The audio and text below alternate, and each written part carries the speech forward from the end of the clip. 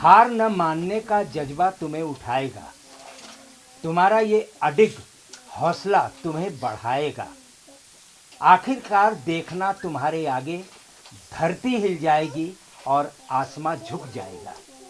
कविता की इन पंक्तियों को सार्थक करते हुए आइए हम आपको लिए चलते हैं झारखंड के उस पश्चिम भूम जिले के उस वन क्षेत्र में जिसे हम सारंडा वन क्षेत्र के नाम से जानते हैं।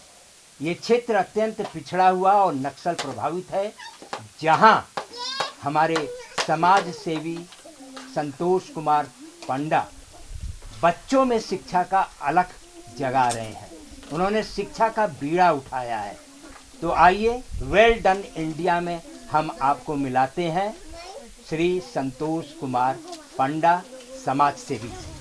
रांची से लगभग 200 किलोमीटर दूर पश्चिमी सिंहभूम जिला चाईबासा के नवामुंडी के मुर्गा बेड़ा गांव में स्थित है। मुर्गा महादेव मंदिर झारखंड से लगभग 200 किलोमीटर पश्चिमी सिंहभूम जिला चाईबासा के नवामुंडी के मुर्गा बेड़ा गांव में स्थित है। मुर्गा महादेव मंदिर जो झारखंड और उड़ीसा की सीमा पर स्थित है। यह एक प्राचीन तीर्थस्थल है जहां आदिवासियों और ब्राह्मणों द्वारा पूजन किया जाता है। इसी नवामुंडी प्रखंड में स्थित है किरीबुरु और मेघाताबुरु, जो कि सारंडा के जंगलों के बीच में है। किरीबुरु आदिवासी भाषा के किरी मतलब हाथी से बना है और बुरु जिसका अर्थ है पहाड़ियाँ। वहीं मेघाताबुरु का अर्थ मेघों की पहाड़ियाँ हैं। ये एक हिल स्टेशन है जिसकी तुलना शिमला और चेरापूंजी से की जाती है। यह लौह अयस्क खदानों के लिए जाना जाता है। यहाँ के सारंडा वन के सुदूर क्षेत्रों में आदिवासी बच्चों तक शिक्षा का प्रसार हो सके, इस कार्य में बिना किसी स्वार्थ के संतोष कुमार पंडा लगे हुए हैं। पहला तो सारंडा क्षेत्र में जब कोई बाहरी लोग आते हैं तो उनको पहले वो लोग कैसे विश्वास करेंगे कि कौन आए हैं, कैसे आए हैं। लेकिन हमने जब सारंडा क्षेत्र में आया, यहाँ का अतिथि सत्कार देख के हम बहुत ही खुश हो गए, क्योंकि इनके पास में कुछ भी नहीं था। इनके पास में अपना खाने के लिए भी 2 वक्त का रोटी नहीं है। लेकिन उनका घर में जाइएगा तो उनका पत्नी होंगे या उनका बेटी होगी, कोई भी क्या करेंगे, एक ग्लास पानी लाएंगे और नीचे में एक तो थाली लाएंगे और पूरा हाथ धो के साफ सुथरा करके आपको पानी गिलास ला के देंगे कि मेरा घर में यही है आपको पिलाने के लिए। तो ये अतिथि सत्कार देख के तो मेरा मन बहुत खुश हुआ। और उसके बाद में मैं जब सारंडा क्षेत्र में घर घर जाके कपड़ा बांटा तो यहाँ के बच्चे से लेके बूढ़े लोग सबको ही मेरे को कपड़ा वाला भैया बोल के मेरे को जान गए। और उनका और भी मैं नज़दीक हो पाया। वो लोग मेरे को भरोसा करने लगे, मेरे को अपना परिवार का एक हिस्सा माने, सब सुख दुख मेरे साथ किए। और मैं तो ट्राइबल लैंग्वेज नहीं जानता हूँ, लेकिन मैं जो बोलता हूँ वो समझ पाते हैं और उनका भावना हम समझ पाते हैं। तो एक तरह से मेरा उनका साथ में एक घरेलू संबंध, एक तो आत्मा का मिलन जैसे होता है वैसे संबंध हो गया। मैंने उनको समझाया कि आपका बच्चे लोग के लिए मैं यहाँ स्कूल करना चाहता हूँ, ताकि आपके बच्चे जो है आपकी तरह, जैसे आप कष्ट करके रोज़ कष्ट करके जंगल जाते हैं, लकड़ी चुनते हैं और बहुत कष्ट से अपना गुजारा करते हैं, और क्या आप चाहते हैं कि आपका बच्चे भी उसी तरह गुजारा करे, उनका भविष्य भी वैसे ही गुजरे, वो भी गाय और भैंस चरा के, गाय बकरी चरा के जंगल में घूमे, ऐसा चाहते हैं क्या? माँ लोग को समझाए तो माँ लोग समझा मेरा बात। हमने उनको कहा आप मेरा सहयोग कीजिए, हम आपके बच्चों को अच्छा भविष्य देने की कोशिश करूँगा, मेरे से जितना बन सकता है मैं प्रयास करूँगा। और वो सब राजी हुए। मैंने उनको एक ही बात कहा कि जब आप लोग सुबह उठ के वहाँ जंगल जाते हैं तो आपका बच्चे को आप साफ़ सुथरा करके अपने स्कूल में, हमारे स्कूल में भेज दीजिए, और जंगल से जब आप लौटिएगा तो अपना स्कूल से आप ले जाइएगा। ये शिशु विकास नर्सरी स्कूल हम खोले हैं और यहाँ पर जो है आप बच्चे को छोड़ के जाइए और आप उनका देख रेख करना हमारी जिम्मेदारी है। और मेरा सिर्फ एक ही उद्देश्य है, इन बच्चों को पढ़ा लिखा कर अगर हम कुछ बना पाएंगे, ये बच्चे अगर पढ़ लिख कर देश गढ़ने की मुहिम में खुद को भागीदार बना पाएंगे तो मेरा ये मानव जीवन सफल हो पाएगा, ऐसा मैं मानता हूँ।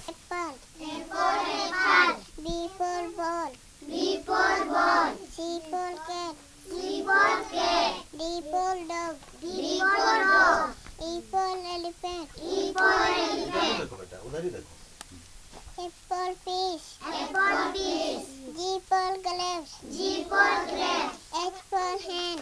H for hand. I for ice cream. I for ice cream. J for jug. J for jug. जब संतोष जी ने सारंडा के घने जंगलों की तरफ रुख किया तो आदिवासी बच्चों के बीच शिक्षा का अभाव देखा। तब उन्हें लगा कि इन गरीब आदिवासी बच्चों को शिक्षा का महत्व बताना बहुत जरूरी है।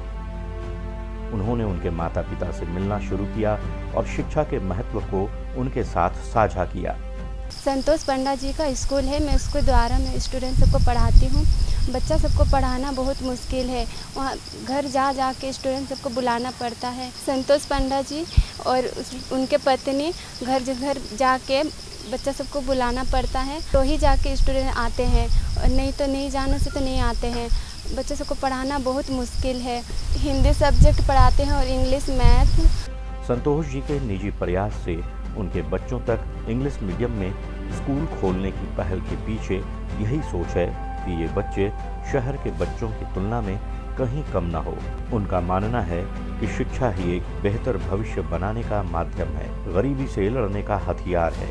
मैं जब पहली बार सारंडा के वन खतरे में 2016 में आया तो मैं पहले शहरों में एक हर बस स्टॉप में एक नेकी का दीवार लिख के बोर्ड लगा के हर बस स्टॉप पे लगा दिया, जिसमें हमने लिखा था कि आपके पास जो पुराने वस्त्र है आप यहाँ पर दान करें और जिसको ज़रूरत है यहाँ से ले जाए। तो मैंने देखा कि कई लोग उसमें बढ़ चढ़कर हिस्सा लिया और कई लोग मेरे को कपड़े भेजे। और कपड़े केवल किरीबुरु मेघातीबुरु के लोग नहीं, पूरे टाटा, चाईबासा एवं दिल्ली से भी लोग जो है यहाँ पर कपड़े भेजे। और एक कपड़े को लेकर मैंने सारंडा वन क्षेत्र के धीरे धीरे करके एक के बाद एक गांव गया और वो गांव में देखा कि जो लोग अति ज़रूरतमंद लोग हैं वो सभी गांव वालों को, बच्चे से लेकर बूढ़ा तक सबको मैंने कपड़ा बांटा।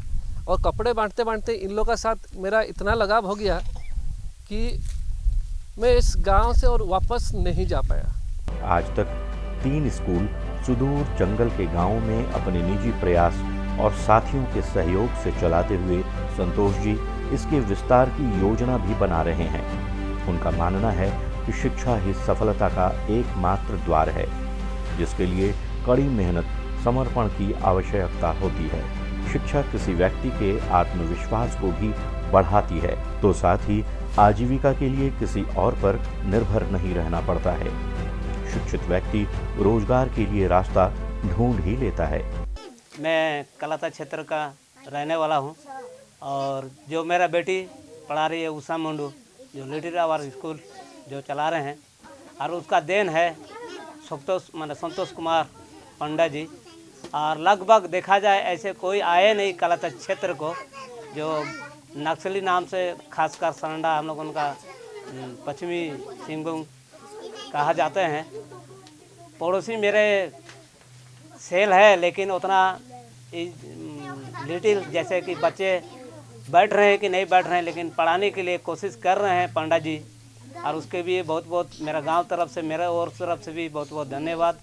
और यहाँ कर भी देखा जाए तो लॉकडाउन में भी आए थे, इतना कोई घूमने के लिए तो छोड़िए, जान पहचान करने के लिए भी कोई आते नहीं है। लेकिन पंडा जी अपने घर से अपना बात विचार करके सबके घर में मिले और सबको राशन भी बांटे।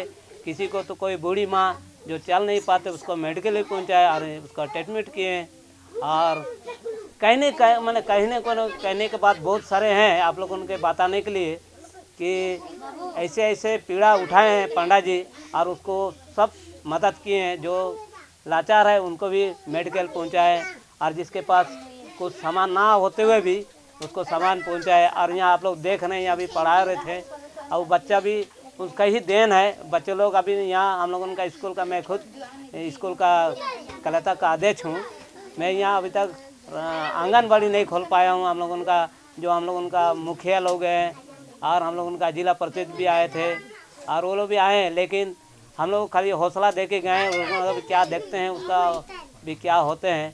और पंडा जी भी है हम लोग उनका साथ में, जो बच्चे लोग उनका जो पंडा जी देखते हैं आप लोग कि हर मुश्किल का सामना कर रहे हैं पंडा जी, और हम लोग उनका सब सुविधाएं का सहयोग कर रहे हैं। दुख तकलीफ में कोई भी अगर मेडिकल का हो जाए तो अगर पंडा जी को बोल दिया जाए तो तुरंत वो अपना काम छोड़ के या कुछ अपना अन्य काम करते हुए भी फिर भी अपना हम लोग गांव का सहयोग दे रहे हैं। बच्चों में शिक्षा के प्रति उत्साह बढ़े, इसके लिए उन्होंने बच्चों के बीच स्कूल ड्रेस, चॉकलेट, बिस्कुट वितरण करके उन्हें उत्साहित करने में संतोष जी पीछे नहीं रहते। ये लोगों से मदद करने की अपील भी करते हैं। कोई उन्हें कपड़ों से मदद करता है तो कोई पैसों से। मेरा बचपन मठातू बिरू में ही बीता है। शुरू से यहीं पर पढ़ाई लिखाई हुआ। इसके बाद ग्रेजुएशन रांची से किया है मैंने और अभी शादी करके यहीं किरुबुरु में रह रही हूँ। अभी कुछ दिनों पहले हम लोग संतोष कुमार पांडा जी के साथ कलेता और धरनादिरी गांव गए थे। उन्होंने हमें वहाँ स्कूल निरीक्षण के लिए और यूनिफॉर्म डोनेशन के लिए लेके गए थे। और सारा कुछ मैनेजमेंट उनके तरफ से हुआ था और वो खुद बाइक से गए थे, हमें 4 व्हीलर में लेके। हम लोग जब कलेता गए तो वहाँ हमने देखा कि आंगनबाड़ी जाने योग्य बच्चे जाते हैं पढ़ाई करने के लिए। वहाँ पर एक 11th क्लास में पढ़ने वाली बच्ची है जो उन्हें पढ़ाती है सुबह के टाइम में 10 बजे। और बच्चे आते हैं, अच्छे से पढ़ाई करते हैं, अभी बहुत कुछ सीख भी गए हैं। तो वो सब कुछ देख के हमें बहुत अच्छा लगा। शिक्षा के लिए बड़े बड़े भवन, कंक्रीट की इमारतों की ज़रूरत नहीं होती। ज़रूरत होती है नेक इरादे की, दृढ़ संकल्प शक्ति की। उसी से ही लक्ष्य को हासिल किया जा सकता है। हम देखते हैं कि हमारे देश के महान विभूतियों ने भी तो बड़े कष्ट से अपनी शिक्षा पूर्ण की और आगे बढ़े। मसलन आप उदाहरण ले लें हमारे भारत के प्रथम राष्ट्रपति राजेंद्र बाबू का। उन्होंने कितनी मुश्किलात से अपनी पढ़ाई पूरी की और देश के प्रथम राष्ट्रपति बने। तो कहने का मतलब ये है कि शिक्षा ज़रूरी है, चाहे लड़का हो चाहे लड़की हो। शिक्षा का समान रूप से सब में अधिकार होना चाहिए, सबको मिलनी चाहिए, क्योंकि शिक्षा ही हमें मनुष्य बनाती है, मनुष्य में मनुष्यत्व पैदा करती है। अपने देश की समृद्ध सांस्कृतिक विरासत और संस्कृति को जानने का माध्यम शिक्षा ही है। आज हम देखते हैं कि झारखंड के इस पश्चिम भूमि जिले के इस सघन सारंडा वन में ऐसे छोटे छोटे लकड़ी, सड़ी लकड़ी और खपड़े से बनाए गए इस स्कूल में हमारे इस गांव के लगभग 55 से 60 बच्चे, नन्हे मुन्ने बच्चे शिक्षा ग्रहण कर रहे हैं। और ये काम साध्य असाध्य काम को किया है संतोष कुमार पांडा ने। ये एक बहुत बड़ी प्रेरणा का विषय है हम सब के लिए। मेरा जो सेल में यहाँ हम नौकरी करते हैं वहाँ 8 घंटा मेरा ड्यूटी रहता है। जैसे सुबह में हम अगर 6 बजे गए तो 1:30 बजे मेरा छुट्टी होता है। 1:30 बजे हम घर आते हैं तो तुरंत खाना खा के, जनरली हमारे जो एम्प्लॉयज़ लोग होते हैं 1:30 बजे खाना खाने के बाद थोड़ा रेस्ट करते हैं शाम को 6 बजे तक। वही जो रेस्ट करने का समय हम रेस्ट नहीं लेते हैं और उसी समय हम सरंडा जंगल में चल जाते हैं। स्कूल ठीक से चल रहा है कि नहीं, जो बूढ़ी माँ है वो सब कोई ठीक है नहीं, जितना हो सकता है हम सबसे मिलने की कोशिश करते हैं। और साथ में कोई जो दिन नहीं जाते हैं उस दिन हम परिवार का साथ रहते हैं, परिवार के साथ खेलते हैं। और देखिए आप मेरे को क्या होता है हम भी समझ नहीं पाते हैं। होली का दिन था और होली हम लोग सबके मिल के यहाँ पर खेल लेते। मेरा बच्चा भी खेला था, मेरा पत्नी भी खेला था, अड़ोस पड़ोस सबके साथ खेल लेते। तो अचानक मेरे को मालूम है, अरे सरंडा का जो बच्चे होंगे वो कैसे होली खेल रहे होंगे। मैंने अपना पत्नी को बोला तुरंत कि मैं ये जो पिचकारी है देखिए बच्चा के लिए हम खरीद के लाए थे। तो मैंने पत्नी को बोला तुम लोग खेलो, हम थोड़ा सा आ रहे हैं। मैं तुरंत गया बाज़ार में 50-60 पिचकारियाँ खरीदा, अभी रंग खरीदा और फिर सरंडा जंगल जहाँ हमारा स्कूल चलता है उधर हम गए। कि हम कभी होली में नहीं गए थे, पहली बार गए इस बार। तो हम देखा कि बच्चे जो है खेल रहे हैं क्या खेल रहे हैं ना, मिट्टी से नीचे से मिट्टी ले रहे हैं और मिट्टी लगा रहे हैं अपना मुंह में, सबको अपना में मिट्टी से होली खेल रहे हैं। तो एक ताज्जुब दूर से देख के मैं दंग रह गया कि ये क्या हो रहा है। तो मैंने बुलाया बच्चों को, क्या कर रहे हो ना, हम लोग होली खेल रहे हैं। तो हम बोले होली तो इसे खेल रहे हो, तो बोला कि रंग तो हमारे पास खरीदने के लिए पैसा नहीं है ना, तो हम लोग ऐसे ही मिट्टी से खेलते हैं। तो हमको बहुत दुख लगा। तो हमने जो पिचकारी लिया था सब बच्चे लोग को दिया, जितना घर घर से बच्चे लोग को बुलाया, करीब हम लोग 40-45 बच्चे हो गए। तो बंदूक पिचकारी था, सब कोई छुप छुप के बंदूक मार रहा है, कोई खेल रहा है। तो वो लोग के साथ में हम लोग मिल के सब कोई खेले बच्चे लोग के साथ में, और उसके साथ में बच्चे लोग के साथ उनका माँ बाप भी सबको आ गए, सबको ही मिल के हम लोग इस बार होली मनाए। वो भी मेरे को बहुत अच्छा लगा। स्कूल तो खोल दिया, अब सवाल ये था कि किस जगह बच्चों को पढ़ाया जाए। तब संतोष जी गांव के लोगों से मिलकर वैसे जगह जो खाली हैं वहां बच्चों को पढ़ाने की व्यवस्था की। बच्चों को पेंसिल, कॉपी इत्यादि बांटा।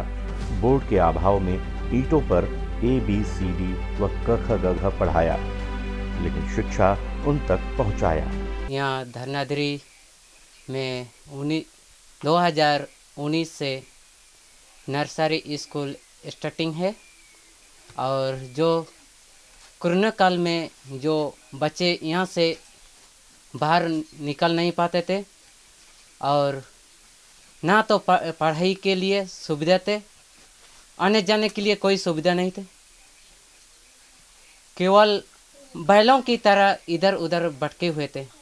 जब संतोष पंडा जी हमारे सर जो वही उसी से संपर्क हुआ। इसके बाद जो आपके गांव में एक शिशु विकास नर्सरी स्कूल खोलेंगे, आप लोग सहयोग दीजिए। तब हम लोग सहयोग भी दिए। बच्चा लोग को जब स्कूल खोल दिए तो बच्चा लोग को भी हिंदी बोलने भी धीरे धीरे सीख जाए। पहले तो हिंदी भी बोल नहीं पाते, अभी कुछ हिंदी भी बोल पाते। इसी तरह से हम भी चाहते हैं कि जो शरण के बच्चों को जैसे करके भी उन बच्चों का भविष्य जैसे भी ये बनाने के प्रयास कर रहे हैं हम भी, इसलिए और आगे भी ऐसे ही प्रयास करते रहेंगे। और बच्चों की संख्या 65 है। बच्चा सबको बहुत बहुत धन्यवाद है संतोष पांडे जी को भी, नहीं तो यहाँ से जाने आने का भी बहुत दिक्कत होता है। 8 किलोमीटर करमपद आने के लिए 8 किलोमीटर होता है। 8 किलो आने जाने के लिए बहुत दिक्कत है। और शॉर्टकट में जाएगा तो पानी टू नदी पार करना पड़ता है बच्चों से सबको। अगर पानी बाहर आएगा तो बच्चा सब कैसे पार हो जाएगा। इसीलिए यहाँ वो क्या धन्यवाद है संतोष पांडे जी को भी बहुत ओके धन्यवाद। संतोष पांडे जी आप कपड़ा उपड़ा गांव में आके बहुत बच्चा उच्चा सबको आप बांटा, वो भी बहुत बढ़िया है। 3 स्कूल के बच्चों के लिए किताब एक अकेले व्यक्ति के लिए खरीद पाना संभव नहीं था। तब इनकी पत्नी ने अपने हाथों से बच्चों के लिए किताब तैयार किया और उसे फोटोकॉपी कराकर बच्चों को दिया। शुरुआत ही नर्सरी से होता है, तो हम लोग सोचे कि नर्सरी का कोर्स ही हम मेहनत करके घर में बैठ के नर्सरी का कोर्स सब हम खुद अपने से यूट्यूब का कुछ मदद भी ली, तो अपने से बना के अपना कोर्स पूरा बना ली ताकि उनको मदद करने के लिए हम भी कुछ कर सकें। और उनका बच्चे लोग कुछ करेंगे, आगे बढ़ेंगे तो पहला सोपान पार करके फिर आएंगे। तो इंग्लिश मीडियम का ही हम लोग सोचे, तो इंग्लिश मीडियम का CBSE पैटर्न के हिसाब से हम लोग कोर्स बनाए। फिर उसको हम लोग का ज़्यादा पैसा कहाँ से लाएंगे, तो अपने से ही A4 साइज़ पेपर में वो सब वर्कशीट तैयार किए, उसको जेरॉक्स करवाए। जैसे पिक्चर हम खुद बनाते थे घर में, हम बना के वो सब प्रिपेयर करके बच्चों को पढ़ाने के लिए। वहाँ टीचर भी अच्छे से नहीं मिलते हैं, तो कोई टीचर जैसे 12 बच्चे पढ़ के KV में पढ़ते हैं 12 पास, तो उन लोगों को हम लोग कन्विंस किए ताकि तुम लोग पढ़ाओ, पढ़ाने से तुम लोगों का भी मदद होगा, कुछ पैसा तुम लोगों को भी मिलेगा, बच्चे लोगों को तुमसे भी, तुम्हारे गांव का है, तुमसे भी थोड़ा प्रेरित होंगे। तो ऐसे ही हम कोशिश किए तो उनको पढ़ाने का। तो शुरुआत से थोड़ा मुश्किल भी आ रहा था, तो ऐसे ही कर के आज तक ऐसे चल रहा है।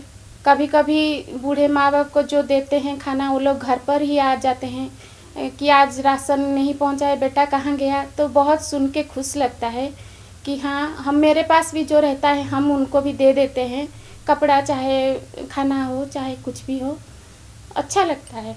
आज इस शिक्षा के प्रसार में इनके दोस्त सहयोगी के साथ साथ घर में माँ, बच्चे और धर्मपत्नी का भी सहयोग पूर्ण रूप से मिल रहा है।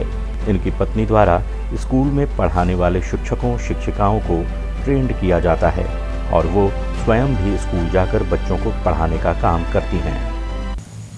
मेरे घर में मेरे पापा, मेरे मम्मी और मेरे 5 बहन थे और बहनों की शादी करते करते हमारे घर की आर्थिक स्थिति थोड़ा ख़राब हो गई थी और 2008 में मेरा पिताजी का देहांत हो गया और उसके बाद मैंने ये पास के माइंस में हमने काम किया और उसके बाद मेरा शादी हुआ और शादी होने के बाद में 1-2 साल के बाद में वो माइंस भी बंद हो गया और माइंस जब चलता था तो हम लोग का घर का स्थिति ठीक ठाक था, लेकिन बंद होने के बाद में हमारा स्थिति बहुत ही ख़राब हो गया। लेकिन हमने कभी अपने पत्नी को ये एहसास होने नहीं दिया कि हमारा स्थिति खराब है और मेरा पत्नी और मेरा माँ को यहाँ छोड़कर हम बाहर चले गए काम करने के लिए। महीना में 1 बार आते थे। बाहर जाकर हमने कुछ मेरा जान पहचान के दोस्त थे, उन लोग का पास में रहकर कुछ जगह में काम खोजे, काम नहीं मिला तो हमने एक होलसेलर का पास में काम करना शुरू किया। लेकिन हमारा घर में या आसपास का लोगों को हमने कभी बताया नहीं कि हम जाकर इतना छोटा काम वहाँ पर कर रहे हैं बोल के। तो वहाँ पर हमने कार्टून ढोया, बोरा ढोया, जो भी होलसेलर का काम होता है उसका दुकान लेके सामान सब पहुँचाया। एक दिन मैंने भगवान से पूछा कि मैं तो इतना अच्छा से गुजर बसर कर रहा था, इतना अच्छा से हमारा ज़िंदगी गुजर रहा था, तो हमने क्या गुनाह कर दिया जो मुझे इसका सज़ा मिल रहा है और हम लोग इतना दर भटक रहे हैं और इतना कष्ट से गुजारा कर रहे हैं। मुझे एक चीज़ समझ में उस समय आ गया कि मानव जीवन जो है वो दूसरे के सेवा के लिए है और बहुत पुण्य काम करने से ही इंसान को मानव जीवन ही मिलता है। और मैंने सोचा कि भगवान ने जो भी मुझे ये मानव जीवन दिया है मैं कैसे उसका ऋण अदा करूं।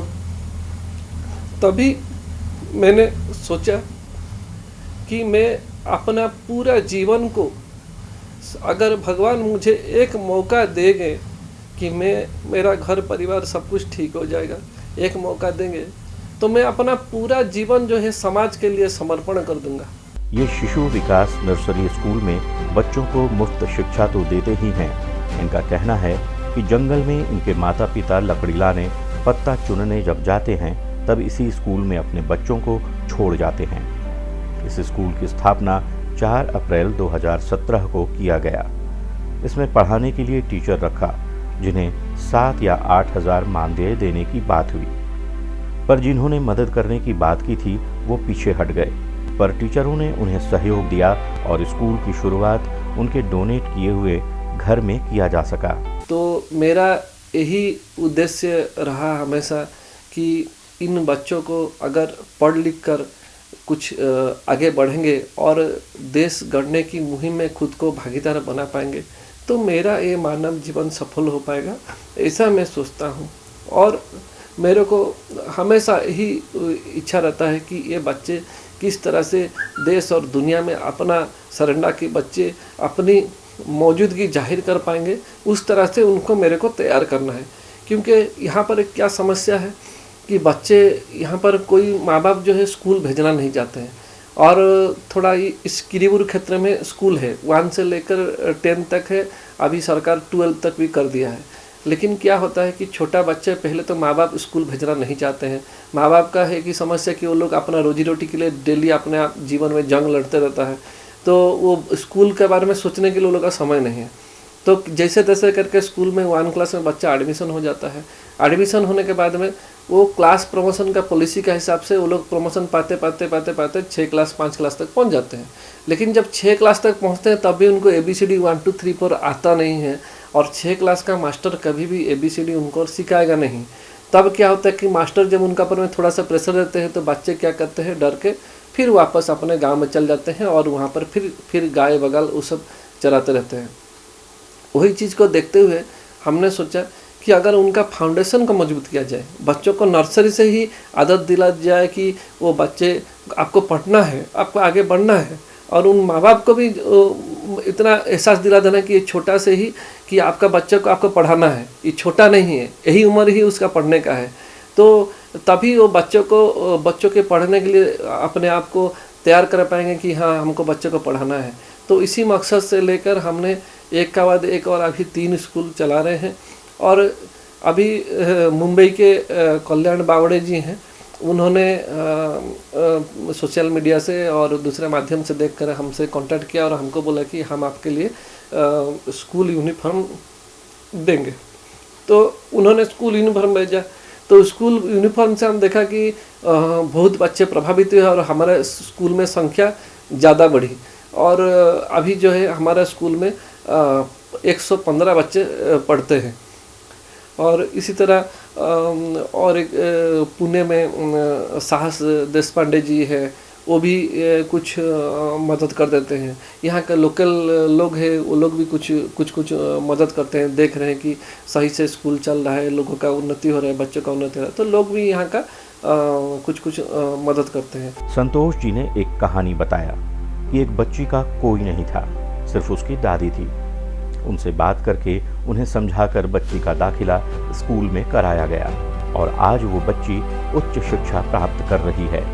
अगर हमारे प्रयास से एक भी बच्चे को शिक्षित किया जा सकता है तो यही हमारे समाज के लिए बदलाव का माध्यम बन सकता है।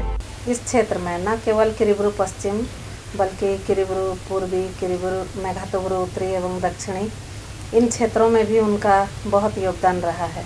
वो हमेशा समाज के जो पिछड़े हुए लोग हैं उनके लिए हमेशा कार्यरत हैं। वे हमारे क्षेत्र के जो वृद्ध वृद्धा हैं जिसके तरफ हमारा ध्यान नहीं जाता, हम भी कोशिश करते हैं लेकिन कहीं ना कहीं हम छूट जाते हैं, वहाँ संतोष भाई पहुँचते हैं। उन वृद्ध वृद्धाओं का जो बेसहारा हैं उनको मासिक जो राशन होता है, चावल दाल आलू प्याज वगैरह सब कुछ देते हैं, उनको कपड़ा लता देते हैं, सर्दी के दिनों में ऊनी कपड़ा देते हैं। और फिर जो गरीब बच्चे हैं उनका शिक्षा के लिए भी वो हमेशा तत्पर रहते हैं कि उनको किस तरह से हम मुख्य धारा में जोड़ सकें। पिछले दिनों हम संतोष भाई के जो वो जहाँ चला रहे हैं, बिहड़ सारंडा के क्षेत्र कलायता गांव और धरनादरी गांव में हम लोग विजिट के लिए गए थे। वहाँ पहुँच पथ नहीं है, रोड रास्ता कुछ भी नहीं है। सारंडा के बिहड़ वन ग्राम है, उनको अभी तक हम लोग राजस्व ग्राम में भी नहीं जोड़ा गया है सरकार के द्वारा।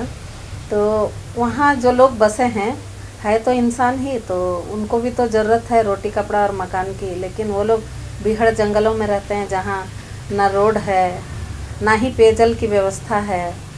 उनके पास बहुत सारा दिक्कत है, विशेष करके रोड नहीं होने के कारण वो स्कूल से नहीं जुड़ पा रहे हैं। तो वैसे क्षेत्र में संतोष भाई जाके उन बच्चों को पढ़ाते हैं और वहाँ के ही ग्रामीण में से जो थोड़ा कुछ शिक्षित हैं उन बच्चों को संतोष भाई ट्रेंड करके वहाँ उनके जिम्मे बच्चों को छोड़े हुए हैं। नर्सरी स्कूल उनका चलता है, जो स्कूल का नाम है शिशु विकास नर्सरी स्कूल। और वहाँ हम लोग जब गए हुए थे वहाँ, तब हम लोग को देखने को मिला कि संतोष पांडा भाई अपने प्रयास से वहाँ के बच्चों के लिए शिक्षा के लिए जो कुछ भी ज़रूरत है प्राथमिक शिक्षा के लिए वो सब उनको मुहैया करा रहे हैं। जैसे कि छोटे बच्चों को स्लेट, चौक, कॉपी, किताब, पेंसिल, रबर, शार्पनर, ये सब कुछ वो दिए, बैग भी दिए बच्चों को। उसके बाद उन बच्चों में जैसे स्कूल जाते हैं तो बच्चों के लिए एक ड्रेस होने से उनका मन में तो उत्सुकता आएगी ना, तो बच्चों को अलग से वो स्कूल ड्रेस भी दिए। सभी बच्चों को, जितने बच्चे नर्सरी स्कूल में पढ़ने लायक है सभी बच्चों को उन्होंने स्कूल ड्रेस भी दिया। और इस तरह से उन्होंने बहुत ही अच्छा पढ़ाई मतलब शिक्षा का स्तर को बढ़ाने के लिए वो मेहनत कर रहे हैं। बहुत ही सराहनीय है उनका काम। और फिर देखा जाए तो वो एक जंगल में एक मसीहा की तरह सबके लिए काम कर रहे हैं।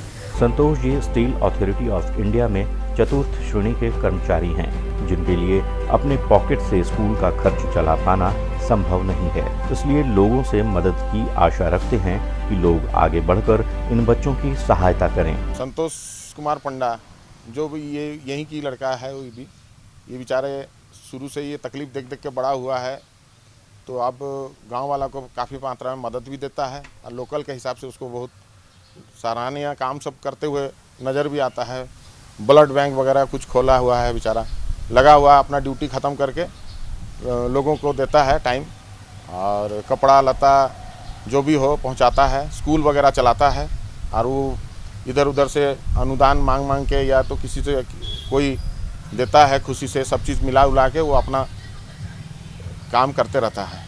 और उनका बारे में क्या बोला जाए, उनका पापा भी यहीं सर्विस करते थे, वो बचपन से यहीं पला बड़ा है, तो देखा है गांव का लड़का लोगों को, उन लोग का साथ भी पड़ता था। लड़का लोग जंगल से जो आता है उन लोगों का स्थिति देख के वो अपना विचार, जैसे सर्विस होने का बाद वो अपना समय लगभग टाइम जंगल में देता है, जाके गांव वाला सबको बुलाता है। कुछ जिसका पास कुछ नहीं है, झोपड़ा पट्टी नहीं है, टीना नहीं है, बरसात में भी काफ़ी अनुदान दिया था पिछले साल, वो इधर उधर से एडजस्ट करके, और इससे कोई उसको मतलब सहायता जो है देता है, वो अपना सहायता अपना भी मिलाता है, और इस हिसाब से वो अपना काम को आगे लेके चल रहा है। और हम लोग चाहते हैं कि ऐसे ही लड़का 2 4 5 और भी हमारे यहाँ क्षेत्र में रहें, तो यहाँ के जो गांव में रहने वाले आदमी सब हैं वो लोगों को थोड़ा सहूलियत हो। इसको भरोसा इसलिए करता है कि यहाँ लोकल आदमी है और ये करता भी है। वो पहले से करता था, अभी थोड़ा सा मौका मिल गया, आदमी लोग सहयोग देता है तो थोड़ा सा ज़्यादा करके ये अनुदान हिसाब से करता है। और हम लोग चाहते हैं कि आगे भी वो करते रहे, और हम लोग का उसको सहायता भी रहता है और हम लोग देंगे भी। समाज के लिए ज़रूरी ये है कि ये जब बचपन से पला बड़ा है, यहाँ से देखा है तकलीफ़, उसको बर्दाश्त नहीं हुआ है, और वो कर रहा है से जब अपना माने दिल से कर रहा है। अगर उसका हिसाब से अगर कोई करे, समय दे तो अच्छा ही है, कोई ख़राब चीज़ तो है नहीं। वो अपना लगा हुआ कर रहा है। सेवा मनोभाव होना चाहिए सबका मन में, कि इतना थोड़ा सा हो या ज़्यादा हो, लेकिन होना चाहिए। अब उसको वो यहीं से पला बड़ा है तो देखा है, उसको अच्छा नहीं लगा है, तो इसलिए वो जितना भी सके सेवा मनोभाव देता है। और हम सभियों से भी यही कहना है कि सब ज़्यादा सेवा मनोभाव मत दीजिए, लेकिन थोड़ा सेवा दीजिए। उसे थोड़ा थोड़ा में ही कुछ आदमी का भला भी हो जाएगा। है कि माइंस इलाका है, यहाँ कोई खेत खलियान नहीं है, जितना माइंस से कमाएगा खाएगा आदमी, उसी में बाल बच्चा पालेगा पढ़ाएगा, तो उसको तकलीफ़ होता है। ये तो पूरा तकलीफ़ दूर नहीं कर पाता है, लेकिन अगर चाहेगा सेवक, अगर और भी बहुत सारा आदमी अगर निकलेंगे तो हो सकता है थोड़ा बहुत तकलीफ इन लोगों का बहुत दूर हो जाए। इनके घर में जब ये पढ़ाई कर रहे थे तो इन्होंने देखा कि इनके पिताजी 5 बहनों और संतोष जी की शिक्षा दीक्षा के बाद बहनों की शादी करते करते आर्थिक रूप से कमजोर हो गए थे। तब इन्होंने भी कई छोटे मोटे काम किए। उसी दौरान इन्हें लगा कि आर्थिक रूप से कमजोर लोग कैसे जीते होंगे। इसी सोच ने इनके अंदर समाज के लिए सेवा भावना जगाया। मेरा पापा यहाँ किरीबुरु आयरन और माइंस में नौकरी करते थे। यहाँ पर 67 में आए थे। ये जगह बहुत ही खूबसूरत है और यहाँ पर जो भी आते हैं रहते हैं उनको लगता है कि यहीं पर ही पूरा ज़िंदगी हम बिता देंगे। तो मेरा पापा यहाँ पर जंगल ज़मीन पे एक घर बनाए थे। उनका इच्छा था कि हम रिटायरमेंट के बाद में यहाँ रहेंगे, लेकिन हम लोग को कभी यहाँ रहने का उस घर में मौका नहीं मिला। घर हम लोग का ऐसे ही यहाँ बना हुआ था। तो 2016 में वही हम सोचे कि अगर उस घर में क्यों ना एक छोटे बच्चों लोग के लिए एक स्कूल खोल दिया जाए, ताकि बच्चे जो है पढ़ लिख कर आगे बढ़ सके। और इसलिए इस संबंध में हमने पहला मेरे लिए चुनौती था कि मैं किसी टीचर उसमें कौन पढ़ाएगा। तो टीचर हमने बात किया कई टीचरों से, तो टीचर तो बहुत ज़्यादा पैसा बोले, उतना पैसा देने के लिए मेरे पास तो सक्षम नहीं था। तो हमने अब पास का एक 2 महिला से बात किया कि जो है आप लोग को महीना का 7,000 रुपया करके देंगे, आप लोग पढ़ाइए। तो वो 7,000 में इसलिए बोल दिया कि मेरा कुछ दोस्त लोग बोले कि चलो मिल के हम लोग सबको ही आपको मदद करेंगे। लेकिन हम लोग का स्कूल उद्घाटन 4 तारीख को था और 2 तारीख को हमारे जो दोस्त लोग मदद करने के लिए बोले थे, वो लोग बोले कि हम लोग आपका साथ है, लेकिन हम लोग आर्थिक मदद नहीं कर सकते हैं। तब मेरा तो पैरों को नीचे ज़मीन खिसक गया।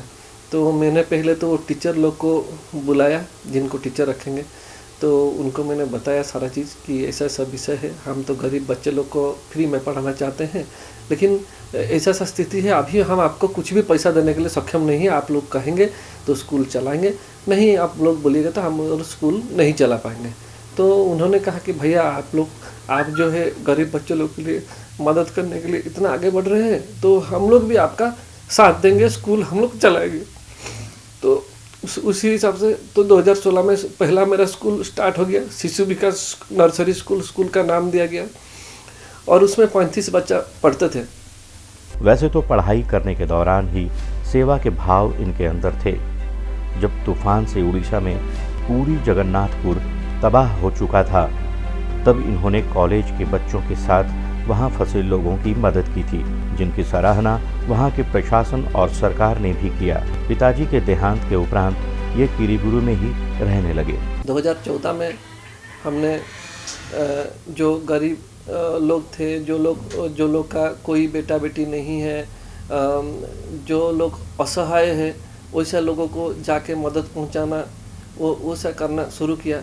और ऐसा करते करते जब फनी साइक्लोन आया उड़ीसा में, पूरी ज़िला में, तो हमने 3 तारीख को फनी साइक्लोन हुआ था, और हमने 6 तारीख को जाकर पुरी में जाके पहुंचा, और पुरी का जो कलेक्टर साहब थे उनसे मुलाकात किया। तो उन्होंने कहा कि यहाँ पर सरकार के द्वारा सभी साजो सामान आया है, सभी व्यवस्था है, लेकिन मैन पावर नहीं है, तो हम लोग किसी को मदद नहीं पहुंचा पा रहे हैं। और चारों तरफ बिजली खंभा टूटी हुई है, चारों तरफ लोग बिछड़े हुए हैं, बहुत ही दयनीय स्थिति थी, और आप क्या मदद कर सकते हैं। तो हमने कहा कि हमारे पास में मैन पावर है, और हम जितना हो सकता है हम लोग अपना मदद करेंगे। तो हमने उस समय आकर भुवनेश्वर में जो ITI कॉलेज था, तो हमने सोचा कि किस तरह से यहाँ मदद किया जा सकता है। तो हमने क्या किया कि भुवनेश्वर में आकर ITI कॉलेज में, उस समय ITI कॉलेज में छुट्टी भी हो गया था, लेकिन जो हॉस्टल के बच्चे थे, कुछ हॉस्टल के बच्चे हॉस्टल में ठहरे हुए थे, लोग घर नहीं गए थे, तो हमने गणेश इंस्टीट्यूट ऑफ टेक्नोलॉजी उनका जो चेयरमैन है उनसे बात किया। पहले तो कई ITI से बात किया, तो वो लोग राजी नहीं हुए अपना बच्चों, क्योंकि फनी साइक्लोन इतना भयावह था कि पूरी में घुसने के लिए भी लोग डरते थे, चारों तरफ महामारी भी फैल गया था। तो गवर्नमेंट कॉलेज जो Ganesh institute of technology Bhubaneswar में है, उनका चेयरमैन राजी हुए कि ठीक है, आप अगर महत् कार्य करें और हमारे बच्चे अगर जाके अच्छा काम करेंगे तो हमारा कॉलेज का भी नाम रोशन होगा, और बच्चे भी समाज के प्रति प्रेरणा पाएंगे समाज कार्य करने के लिए। तो किसी भी क्षेत्र का विकास या राज्य का या देश का विकास सबके प्रयास और सबके विश्वास से होता है। केवल सरकार के भरोसे बैठ जाएं आप और ये सोचें कि सरकार हर क्षेत्र में विकास कर दे, तो ये संभव नहीं होता है। विकास के लिए एक एक व्यक्ति को, हम सब को अपना योगदान देना होता है। उसी तरीके से जिस तरीके से शिक्षा के इस विकास कार्यक्रम में संतोष कुमार पांडा ने अपना योगदान दिया। झारखंड के इस सुदूर वन क्षेत्र में 50-60 बच्चों को लेकर इस खपड़े नुमा स्कूल में, जहां बोर्ड भी नहीं है, ईंटों पर, लकड़ी के फट्टों पर ककहरा, ABCD, गणित 1 2 3 4 इन बच्चों को पढ़ाया जा रहा है। ये जो शिक्षा के विकास की इबारत संतोष कुमार पांडा लिख रहे हैं, ऐसे ही प्रयास, छोटे छोटे प्रयास हम सबको हर क्षेत्र में करना होगा, तभी क्षेत्र का, गांव का, राज्य का और देश के विकास की एक लंबी लकीर हम सब खींच सकते हैं। जो शहर क्षेत्र में जो स्कूल है वहाँ सरकार चलाती है, विभिन्न शिक्षण संस्थान है, वो चलती है, लेकिन आज से 100 साल बाद भी देखिएगा सेरंडा के जो बच्चे हैं वैसे ही अनपढ़ और गंवार रहेंगे, ऐसा मेरा मानना है। क्योंकि अगर उनके माँ बाप को उनका बच्चों को पढ़ाने के लिए उनको माँ बाप मोटिवेट नहीं होंगे तो बच्चों को नहीं भेजेंगे। अगर सरना क्षेत्र में 100 बच्चे होंगे तो स्कूल में सिर्फ 5-6 बच्चे ही आते होंगे हर गांव से, लेकिन वो गांव में होंगे 50 बच्चे। तो इसीलिए बच्चों को शिक्षित करने के लिए उनका गांव जाना पड़ेगा, गांव जरूरत पड़े तो उनका घर घर जाना पड़ेगा। यही सिद्धांत लेकर मैंने शुरुआत किया कलेता गाँव में स्कूल।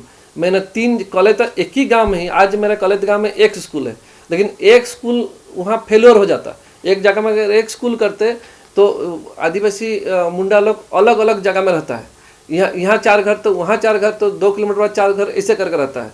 अगर हम एक जगह में स्कूल पहले कर दिए थे तो स्कूल चला नहीं, कोई बच्चा आया नहीं, जिसका घर का पास था वही आया, जिसका घर दूर था वो आया नहीं। तो इस चीज़ को मैंने वहाँ पर अंग से निभाया है कि किस तरह से उन बच्चों को मैं मोटिवेट कर पाऊँगा स्कूल आने के लिए। तो इसीलिए मैंने पहला क्या किया कि पढ़ने पे उनको आदत डालाऊंगा।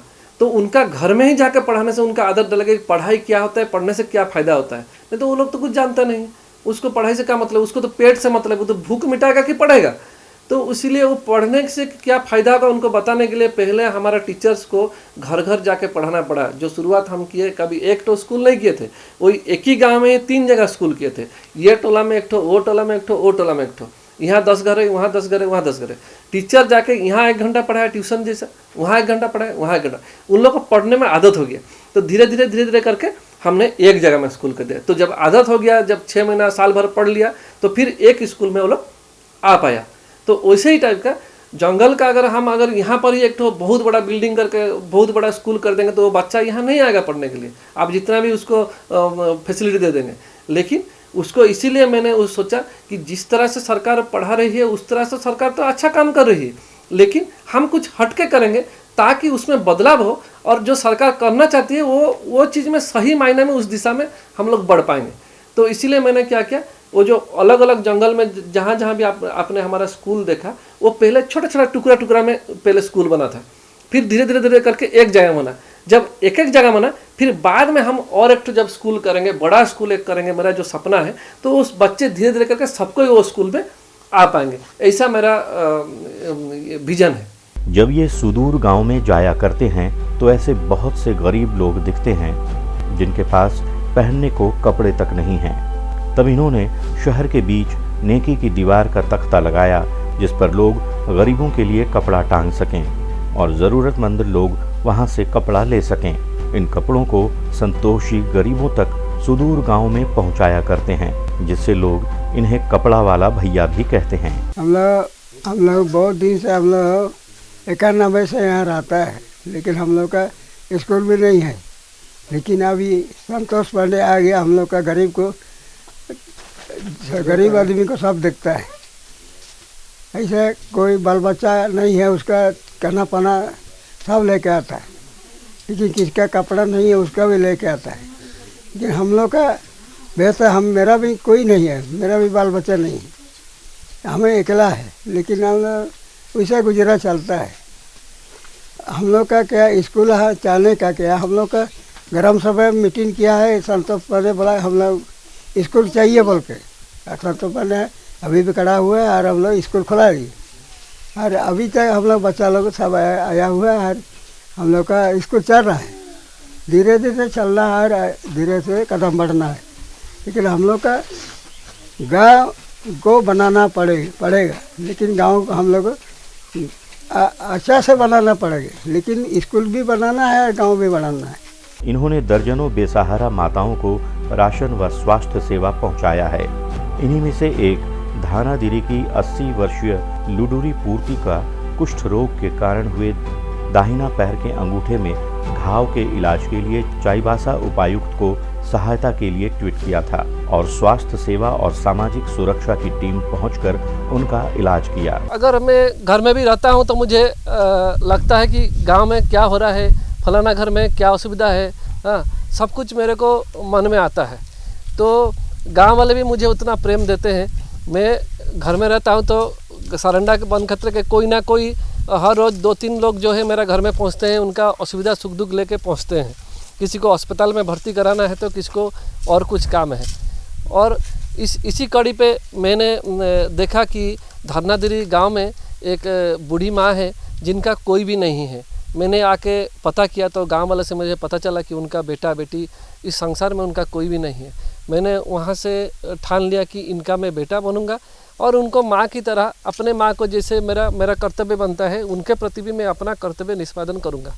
तो मैंने उसी क्षण से ही उनको हर महीने की राशन सामग्री जैसे चावल, दाल, आलू, प्याज, हल्दी, नमक जो भी होता है हर चीज़ उनको हर महीना पहुंचाना शुरू किया।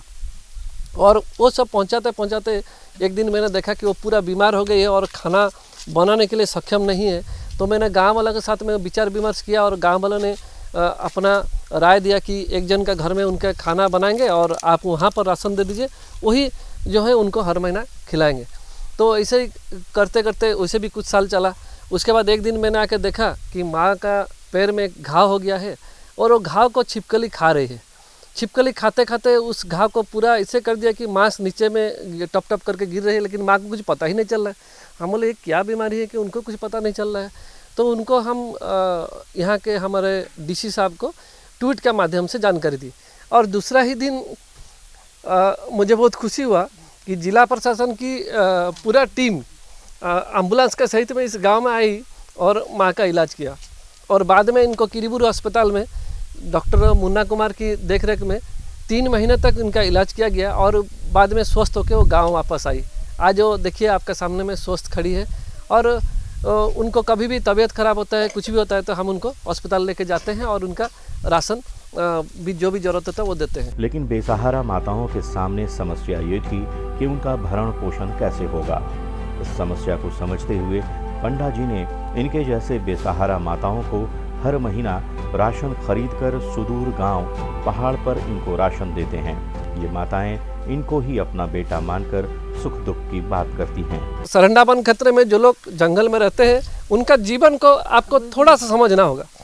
देखिए वो लोग जो जंगल में रहते हैं वो उनका जो बेटा बेटी होता है वो लोग जाता है जंगल से पत्ता और जंगल का वन जात द्रव्य लाता है। वो पत्ता को ठोला बनाता है और जो बन जाते द्रव्य को लेकर वो लोग बाज़ार में बाहर जाके बहुत दूर पैदल जाके जहाँ बाज़ार है शहरों में बेचता है। लेकिन और उसी में वो लोग जो है आपका तेल, नमक, आलू, प्याज वो सब खरीदता है और सरकार से इनको राशन का चावल मिलता है। लेकिन जो बूढ़ा बूढ़ी माँ अकेले हैं उनका जीवन कैसे बीतेगा? वो तो जंगल पैदल जाके बनजात द्रव्य नहीं ला सकते हैं। आज लोग मेरे को पूछते हैं और कोई बूढ़ी माँ है क्या, हम भी इस महीना का राशन देना चाहते हैं। तो ऐसे करके अभी कोई भी महीना का राशन देने के लिए हमको खुद कुछ नहीं करना पड़ता है। अभी हम सिर्फ एक माध्यम है, दाता वो है जो देने वाले हैं शहरों में, वो देते हैं और ये है जो ज़रूरतमंद है, ये ज़रूरतमंदों को पहुंचाना हम सिर्फ खाली माध्यम है और कुछ नहीं। इन्होंने वैसे अनाथ बच्चे जिनका कोई नहीं है उनका लालन पालन अच्छे से हो, चाहे वो किसी भी कारण से बच्चे अनाथ हुए हों। किसी की माँ नहीं है, पिता जेल में है, किसी का पिता नहीं है, माँ ने सुसाइड कर लिया। ऐसे 13 बच्चों को चाइल्ड लाइन भेजकर अपने समाज के प्रति कर्तव्य का निर्वाह कर रहे हैं। संतोष पांडे जी को मैं समाज सेविका का रूप में देखता हूँ। वो जब भी आते हैं यहाँ, एक पगली सी रहती है जो किसी से बातचीत नहीं करती है। उनका एक छोटा सा बच्चा भी था जो कुपोषण का पेशेंट था और हाल ही में उनका 1 बरस पहले ही उनका डेथ हो गया बच्चे का। तो अभी भी वो यहीं रहते हैं और संतोष पांडा जी जो है उनको हर महीना कुछ न कुछ राशन पानी लाके उनको देते हैं ताकि उनका जीविका चले उनसे। किरीबुरु क्षेत्र में ब्लड डोनेशन की उचित व्यवस्था नहीं होने के कारण लोगों को परेशानियों का सामना करना पड़ता था। इसलिए इनके लिए भी इन्होंने सोशल मीडिया पर एक ग्रुप बनाया है जिससे ब्लड डोनेट करने वाले आसानी से मिल जाते हैं। पंडा बाबू के द्वारा एक बहुत ही सराहनीय और बेहतरीन काम किया गया। एक रक्त जो डोनेट करते हैं, लोग बहुत यहाँ इच्छुक रहते हैं डोनेट करने के लिए और ज़रूरतमंद भी रहते हैं, लेकिन उनको कहीं प्लेटफॉर्म नहीं मिल रहा था कि वो अपना मतलब देने वाले इच्छुक लोग तो देना चाह रहे हैं और ज़रूरतमंद तो खड़े ही है, लेकिन उनको कहीं एक प्लेटफॉर्म नहीं मिल रहा था कि जहाँ वो एक दूसरे से संपर्क कर पाएँ। तो पंडा बाबू ने एक व्हाट्सएप ग्रुप बनाया और आज के डेट में मतलब उस ग्रुप से कितनों का भला हो गया है, मतलब अनगिनत लोगों का भला हो गया और हो भी रहा है। और ये इतना सराहनीय काम है कि मैं सोच रहा हूँ कि इसी के तर्ज पे अपने जो मेरा नेटिव प्लेस है बिहार शरीफ, तो वहाँ भी इसका एक इनिशिएट शुरू करो। देखिए ये छोटे छोटे ही काम होते हैं, लेकिन ये लोगों के बीच में हम लोग एक दूसरे का हमेशा हेल्प करना चाहते हैं, लेकिन वो जो नहीं बोलते कनेक्टिविटी नहीं रह पाती है। मतलब हम आपका मदद करना चाहते हैं, आप भी हमारा मदद करना चाहते हैं, लेकिन बीच का माध्यम नहीं रहता है। तो पंडा बाबू इस क्षेत्र के लिए माध्यम का काम करते हैं। और जैसे एक शरीर होता है तो शरीर के अलग अलग हिस्से होते हैं, तो ब्लड जो होता है वो सबको रिक्वायरमेंट है। तो उसी तरह से पंडा जी हमारे लिए है ब्लड के समान, वो सबके साथ मिलजुल कर रहते हैं और सबका बहुत हेल्प करते हैं। जैसा कि हम जानते हैं कि कोविड के दूसरे चरण में उस मुश्किल वक्त में लोग एक दूसरे से मिलने की तो दूर की बात देखना नहीं चाहते थे, और अगर किसी को कोरोना हुआ तो सवाल ही नहीं उठता। लेकिन ऐसे समय में संतोष जी ने कोरोना के मरीजों से फ़ोन द्वारा संपर्क साधा, उनकी पीपी किट पहनकर मदद की, घरों तक राशन, दवाई, ज़रूरत का सामान पहुंचाया, जिसके कारण लोग उन्हें भगवान मानते हैं। कोविड के टाइम में खुद जो कोविड से पीड़ित हो गया था, मेरे गेट में लाल फीता बांधा गया था, फिर भी मेरे यहाँ आकर के वो दवाई और राशन पहुँचाए थे। तो हमारा फैमिली में कोविड हो गया था, उस समय संतोष पांडा जी ने बहुत मदद की हमारी, क्योंकि उनको जब एडमिट कर दिए थे तो संतोष पांडा सर को मैं पहले नहीं जानती थी, लेकिन किसी कोविड की वजह से लोग मर रहे थे, जिस कारण से सबके मन में डर और भय बना हुआ था। तो संतोष पांडा जी ने हमारी बहुत मदद की और वो आज हमारे लिए एक भगवान जैसे हैं। जब मैं उनको देखी तो मैं रो पड़ी, क्योंकि हमको लगा कि कोई हेल्प करने वाला नहीं था, अपना भी नहीं था। लेकिन जब वो मेरे पास आया तो हमको बहुत लगा कि कोई मेरे लिए कोई नहीं है, भगवान ने इसको मेरे पास भेजा है। इन्हें विभिन्न क्षेत्रों में सेवा भाव के लिए कई पुरस्कारों से सम्मानित किया गया है, पर कोरोना काल में इनके कार्य के लिए डेटॉल कंपनी ने सम्मानित करने के साथ साथ अपने बॉटल पर उनकी तस्वीर छापी है, जो अपने आप में बहुत बड़ी बात है। झारखंड के सरंडा वन के इन बीहड़ों में कुल 56 गांव राजस्व विभाग में दर्ज है। इन गांवों में असंख्य बच्चों को शिक्षा देने का कार्य एक बड़ी चुनौतीपूर्ण कार्य है, जिसे संतोष कुमार पंडा जी कर रहे हैं। अगर हम सब भी इस तरीके से किसी भी क्षेत्र को चयन करके और वहाँ पांडा जी जैसा प्रेरणादायी कार्य हम करें, तो ये देश, ये समाज और ये पूरा का पूरा राज्य अग्रणी देश के रूप में दर्ज हो सकता है। तो आइए हम लोग पंडा जी के इस शिक्षा के क्षेत्र में चुनौतीपूर्ण कार्य से प्रेरणा लें और खुद समाज में आगे बढ़कर समाज सेवा जैसे कार्यों को करें। तो मिलते हैं वेल डन इंडिया की अगली कड़ी में। नमस्कार।